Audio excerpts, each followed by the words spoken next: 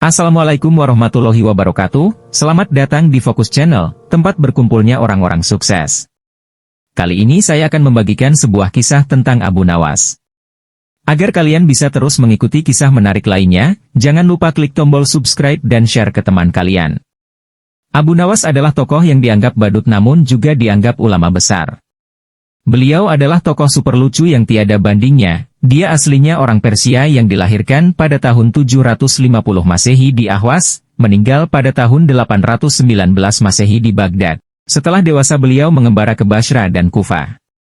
Di sana dia belajar bahasa Arab dan bergaul rapat sekali dengan orang-orang Badui padang pasir.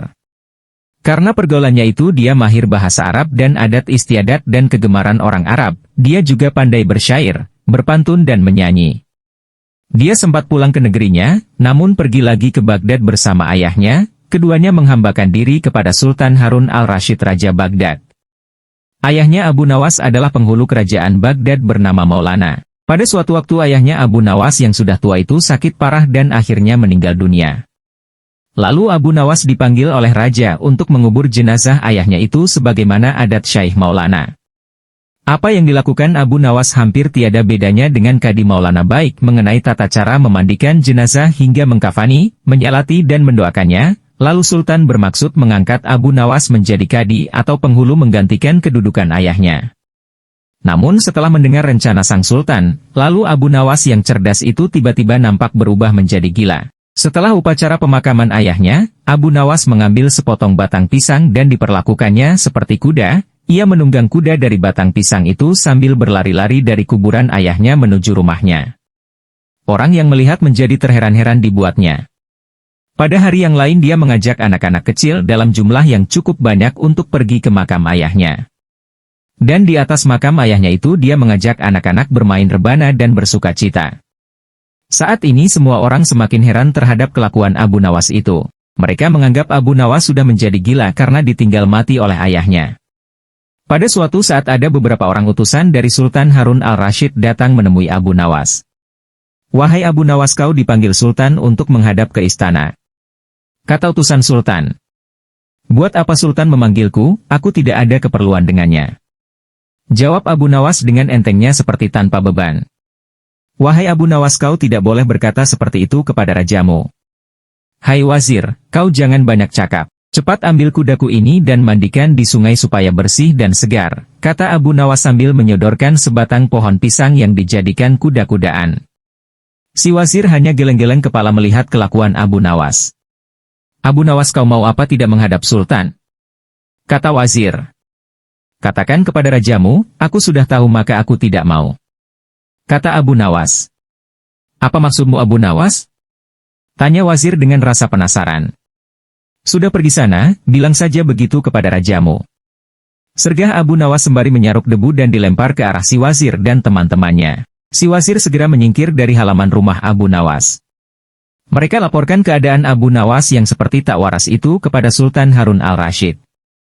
Dengan marah Sultan berkata, "Kalian bodoh semua, hanya menghadapkan Abu Nawas kemari saja tak becus. Ayo pergi sana ke rumah Abu Nawas, bawa dia kemari dengan sukarela ataupun terpaksa." Si wazir segera mengajak beberapa prajurit istana. Dan dengan paksa Abu Nawas dihadirkan di hadapan raja. Namun lagi-lagi di depan raja Abu Nawas berlagak bodoh, bahkan tingkahnya ugal-ugalan tak selayaknya berada di hadapan seorang raja. Abu Nawas bersikaplah sopan. Tegur Baginda. "Ya Baginda, tahukah Anda?" "Apa Abu Nawas?" "Baginda, terasi itu asalnya dari udang." "Kurang ajar kau menghinaku Nawas." "Tidak Baginda." "Siapa bilang udang berasal dari terasi?" Baginda merasa dilecehkan, ia marah dan segera memberi perintah kepada para pengawalnya. "Hajar dia. Pukuli dia sebanyak 25 kali." Abu Nawas yang kurus kering itu akhirnya lemas tak berdaya dipukuli tentara yang bertubuh kekar. Usai dipukuli Abu Nawas disuruh keluar istana. Ketika sampai di pintu gerbang kota, ia dicegat oleh penjaga. "Hai Abu Nawas, tempo hari ketika kau hendak masuk ke kota ini kita telah mengadakan perjanjian. Apakah kau lupa pada janjimu itu? Jika engkau diberi hadiah oleh Baginda maka engkau berkata, 'Aku bagi 2, engkau 1 bagian, aku 1 bagian.' Nah, sekarang mana bagianku itu?"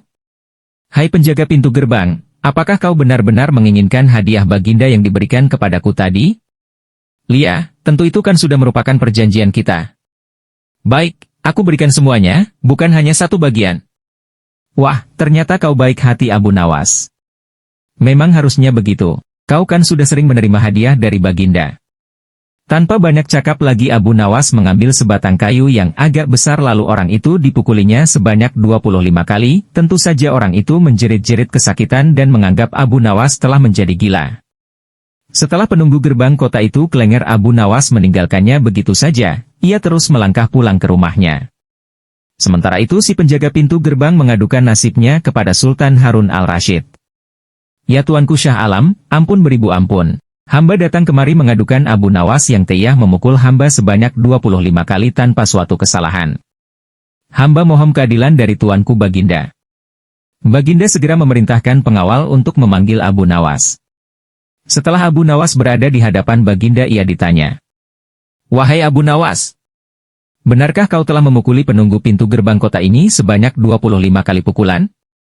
Berkata Abu Nawas, ampun tuanku, hamba melakukannya karena sudah sepatutnya dia menerima pukulan itu. Apa maksudmu? Coba kau jelaskan sebab musababnya kau memukuli orang itu, tanya Baginda. Tuanku, kata Abu Nawas. Hamba dan penunggu pintu gerbang ini telah mengadakan perjanjian bahwa jika hamba diberi hadiah oleh Baginda maka hadiah tersebut akan dibagi dua. Satu bagian untuknya, satu bagian untuk saya. Nah pagi tadi hamba menerima hadiah 25 kali pukulan, maka saya berikan pula hadiah 25 kali pukulan kepadanya. Hai penunggu pintu gerbang, benarkah kau telah mengadakan perjanjian seperti itu dengan Abu Nawas? Tanya Baginda. Benar tuanku, jawab penunggu pintu gerbang. Tapi hamba tiada mengira jika Baginda memberikan hadiah pukulan. Dasar tukang peras, sekarang kena batunya kau, sahut Baginda. Abu Nawas tiada bersalah. Bahkan sekarang aku tahu bahwa penjaga pintu gerbang kota Baghdad adalah orang yang suka narget, suka memeras orang. Kalau kau tidak merubah kelakuan burukmu itu sungguh aku akan memecat dan menghukum kamu. Ampun tuanku, sahut penjaga pintu gerbang dengan gemetar. Abu Nawas berkata, tuanku, hamba sudah lelah, sudah mau istirahat, tiba-tiba diwajibkan hadir di tempat ini. Padahal hamba tiada bersalah. Hamba mohon ganti rugi. Sebab jatah waktu istirahat hamba sudah hilang karena panggilan tuanku. Padahal besok hamba harus mencari nafkah untuk keluarga hamba. Sejenak Baginda melengak, terkejut atas protes Abu Nawas, namun tiba-tiba ia tertawa terbahak-bahak, jangan khawatir Abu Nawas. Baginda kemudian memerintahkan bendahara kerajaan memberikan sekantong uang perak kepada Abu Nawas.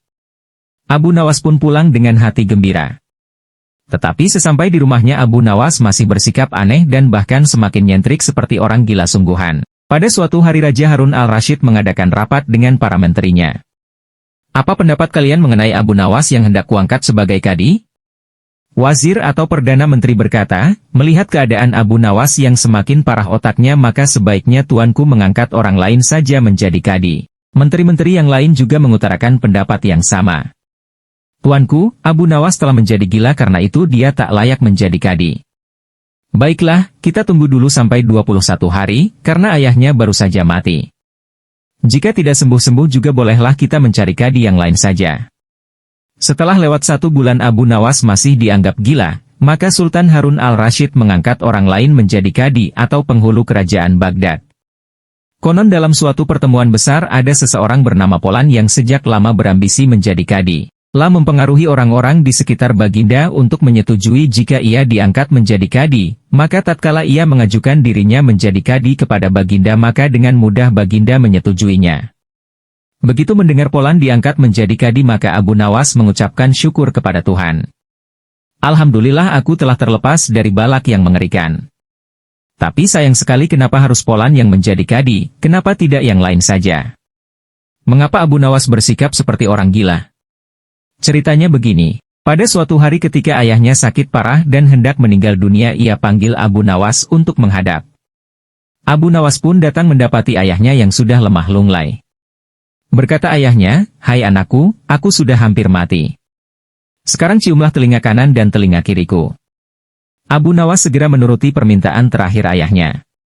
Lah cium telinga kanan ayahnya, ternyata berbau harum, sedangkan yang sebelah kiri berbau sangat busuk. Bagaimana anakku? Sudah kau cium? Benar Bapak? Ceritakankan dengan sejujurnya, baunya kedua telingaku in. Aduh Pak, sungguh mengherankan, telinga Bapak yang sebelah kanan berbau harum sekali. Tapi, yang sebelah kiri kok baunya amat busuk.